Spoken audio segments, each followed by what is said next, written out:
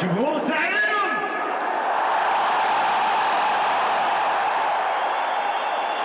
وصيف العالم جمهور الهلال.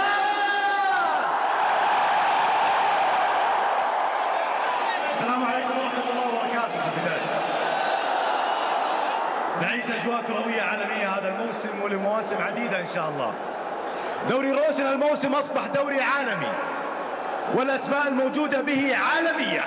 ستكتمل كوكبتها اليوم، والقادم أجمل في المملكة العربية السعودية.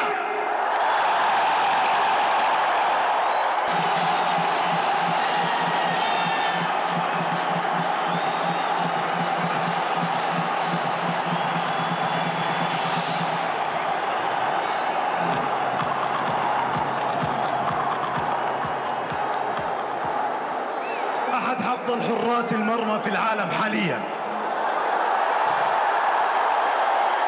ساهم بتصدياته في منجز المنتخب المغربي الشقيق الذي حقق المركز الرابع في نهائيات كأس العالم الأخيرة. جمهور الهلال، رحبوا معي بنجم إشبيليا السابق ونجم أسود الأطلس والهلال حاليا، ياسين.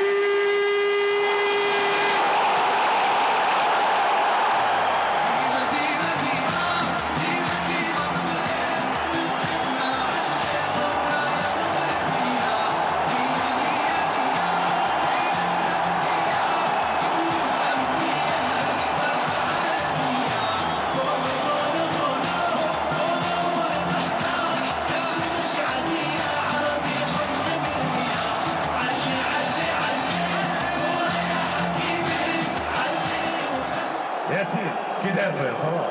بخير الحمد لله.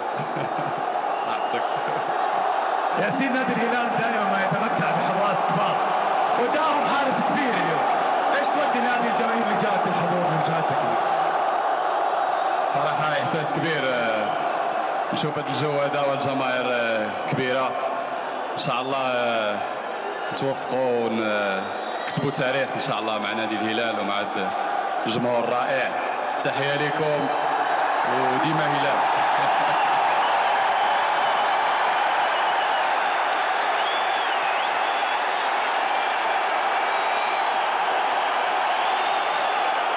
ياسين، تأتي من فريق كبير لفريق كبير، ايش تطلعاتك حول الموسم؟ ماذا ستقدم للهلال ببالك؟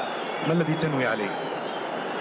هو نادي الهلال ديما كيلعب على الألقاب وكيبغي يحقق أشياء كبيرة، فالضغط هذا مزيان لينا حنا كلاعبين باش ان شاء الله نزيدوا نخدموا ونعطيو للجماهير داكشي اللي كتسنى.